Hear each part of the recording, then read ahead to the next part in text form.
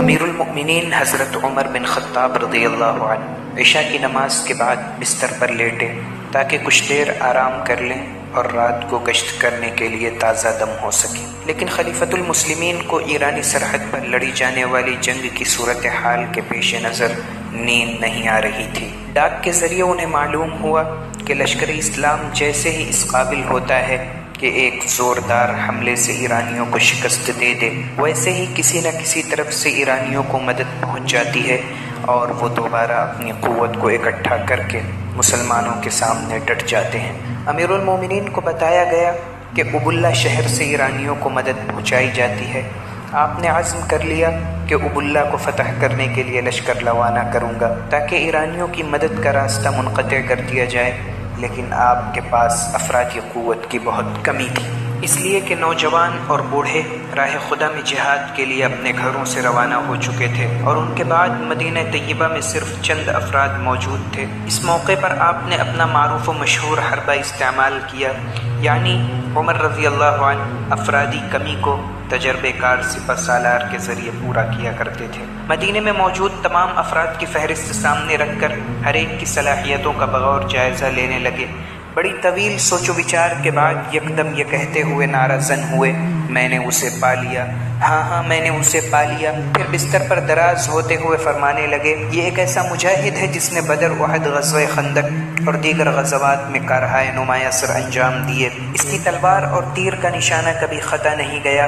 پھر اسے حبشہ اور مدینے کی جانب ہجرت کرنے کا اعزاز بھی حاصل ہوا، اور وہ ان خوش نصیب 7 مسلمانوں میں سے ہے جنہیں سب سے پہلے مسلمان ہونے کا شرف حاصل ہوا۔ جب صبح ہوئی تو امیر المؤمنین نے ارشاد فرمایا، عتبہ بن غزوان کو میرے پاس بلاؤ، اور اس کے زیر کمان 300 مجاہدین کا لشکر ابواللہ کی جانب روانہ کر دیا، اور یہ وعدہ بھی کیا کہ میں تمہاری مدد کے لیے بڑی تعداد میں اور مجاہدین بھی بھیجوں گا۔ جب یہ چھوٹا سا لشکر کوچ کرنے کے لیے تیار ہوا تو فاروق اعظم نے قائد لشکر عتبہ بن غزوان کو وصیت کرتے ہوئے فرمایا، عتبہ دیکھنا، میں تجھے سرزمین ابواللہ کی جانب روانہ کر رہا ہوں۔ یہ دشمن کے قلعوں میں سے ایک مضبوط قلعہ ہے، میں اللہ تعالیٰ کی جانب سے پر امید ہوں کہ وہ تیری مدد کرے گا۔ جب وہاں جا کر پڑاؤ کرو تو سب سے پہلے وہاں کے باشندوں کو اللہ کی طرف دعوت دینا، ان میں سے جو تیری بات مان لے اسے قبول کر لینا، اور جو انکار کر دے اس سے جزیہ وصول کرنا۔ اگر وہ جزیہ دینے سے انکاری ہوں تو بے خوف و خطر ان کی گردنوں پر تلوار چلانا۔ اے عتبہ، اپنے منصب کے بارے میں اللہ سے ڈرتے رہنا، کبر و بڑائی سے بچنا، کہیں یہ تمہاری آخرت خراب نہ کر دے۔ اس بات کو خوب اچھی طرح ذہن نشین کر لو، تجھے رسول اللہ صلی اللہ علیہ وسلم کی صحبت کا اعزاز حاصل ہے۔ اللہ نے تجھے ذلت کے بعد عزت عطا کی، کمزوری کے بعد قوت عطا کی۔ تم اس وقت لشکر کے امیر اور ہر دل عزیز قائد ہو، تم جو بات کہو گے اسے بغور سنا جائے گا، تم جو حکم دو گے اسے بلا چوچرا مانا جائے گا۔ دیکھنا کہیں اس نعمت کو غلط استعمال نہ کر بیٹھنا، ورنہ آخرت میں پچھتانا پڑے گا۔ اللہ مجھے اور تمہیں اپنی پناہ میں رکھے۔ حضرت عتبہ بن غزوان اپنا یہ لشکر لے کر روانہ ہو گئے۔ اس لشکر میں ان کی بیوی کے علاوہ دیگر 5 مجاہدین کی بیگمات بھی شامل تھیں۔ مجاہدین نے ابواللہ شہر کے قریب ایک سرسبز جگہ پر پڑاؤ کیا۔ لشکر کے پاس کھانے کے لیے کوئی چیز نہیں تھی۔ جب بھوک نے زور پکڑا تو حضرت عتبہ نے چند لوگوں سے کہا کہ کھانے کے لیے کوئی چیز تلاش کر کے لے آؤ۔ وہ خوراک تلاش کرنے کے لیے چل دیے تاکہ بھوک کا مداوع ہو سکے۔ یہاں ایک دلچسپ واقعہ پیش آیا۔ ان میں سے ایک شخص نے بتایا، ہم کھانے کے لیے کوئی چیز تلاش کر رہے تھے، ہم چلتے چلتے درختوں کے ایک جھنڈ میں داخل ہوئے۔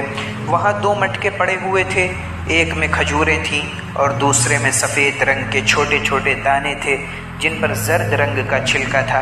ہم نے دونوں مٹکے اٹھا لیے اور لشکر کے پاس لے آئے۔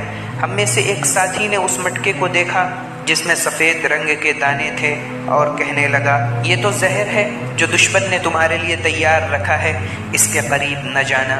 ہم کھجوروں کی طرف لپکے اور انہیں کھانا شروع کر دیا۔ اتنے میں ایک گھوڑا اپنی رسی کھلوا کر سیدھا اس مٹکے کی طرف آیا جس میں دانے تھے اور انہیں کھانا شروع کر دیا۔ بخدا ہم نے ارادہ کیا کہ گھوڑے کو ذبح کر لیں ورنہ زہر سے اس کی موت واقع ہو جائے گی۔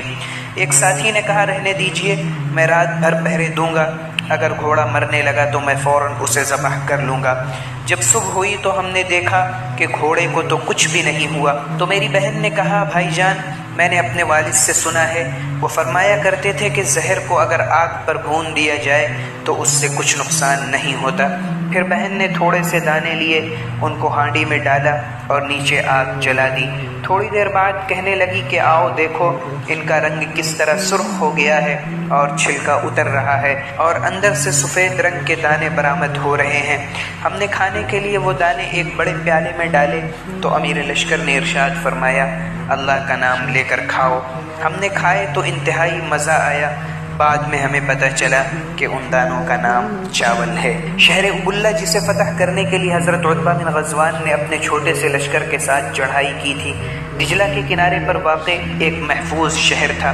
ایرانیوں نے یہاں ہتھیاروں کو محفوظ کرنے کے لیے بڑے اسٹور بنا رکھے تھے اور قلعے کے برجوں پر اپنے دشمنوں پر نگاہ رکھنے کے لیے رصد گاہیں تعمیر کر رکھی تھی۔ ادھر یہ تمام تر انتظامات اور ادھر حضرت عتبہ بن غزوان اپنی افرادی قوت اور اسلحے کی کمی کے باوجود جنگ لڑنے سے ڈرے نہیں۔ آپ کے ہمراہ لشکر میں صرف 600 جنگجو تھے، تلواروں اور نیزوں کے علاوہ کوئی اسلحہ نہیں تھا، لہٰذا صرف جنگی تدبیر اور چالاکی کے ذریعے ہی کامیابی حاصل کی جا سکتی تھی۔ حضرت عتبہ نے نیزوں کی لکڑیوں کے اوپر جھنڈے لگا دیے اور لشکر میں شامل خواتین کے ہاتھوں میں تھما دیے اور انہیں حکم دیا کہ وہ لشکر کے پیچھے چلیں، اور ان سے یہ بھی ارشاد فرمایا، جب ہم شہر کے قریب پہنچ جائیں تو ہمارے پیچھے اس قدر غبار اڑائیں جس سے فضا بھر جائے۔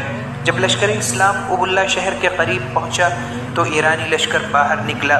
جب انہوں نے لشکر اسلام کی اپنی طرف پیش قدمی دیکھی اور دیکھا کہ جھنڈے ان کے پیچھے لہرا رہے ہیں اور ان کے پیچھے غبار سے پوری فضا بھری ہوئی ہے، تو ایک دوسرے سے کہنے لگے، یہ تو مقدمۃ الجیش ہے، ان کے پیچھے بہت بڑا لشکر غبار اڑاتے ہوئے آگے بڑھ رہا ہے، ہم تو ان کے مقابلے میں بہت تھوڑے ہیں۔ ان کے دل مرعوب ہو گئے، گھبراہٹ کے عالم میں جلدی جلدی اپنی ایسی قیمتی اشیاء اٹھائیں جن کا وزن بہت کم تھا اور ان کشتیوں پر بیٹھ کر بھاگ نکلے جو ہنگامی حالات سے نپٹنے کے لیے دریائے دجلہ کے کنارے لنگر انداز تھی۔ حضرت عتبہ بلا کسی جانی نقصان کے بغیر فاتحانہ انداز میں ابواللہ میں داخل ہوئے، پھر اس کے بعد ارد گرد کے شہروں اور بستیوں کو بھی فتح کر لیا۔ یہاں سے اتنا مال غنیمت ہاتھ لگا جسے شمار کرنا دشوار تھا اور ہر اندازے سے بڑھ کر تھا، یہاں تک کہ کامیابی کے بعد ایک مجاہد مدینہ منورہ واپس لوٹا تو لوگوں نے اس سے پوچھا، ابواللہ میں مسلمانوں کا کیا حال ہے؟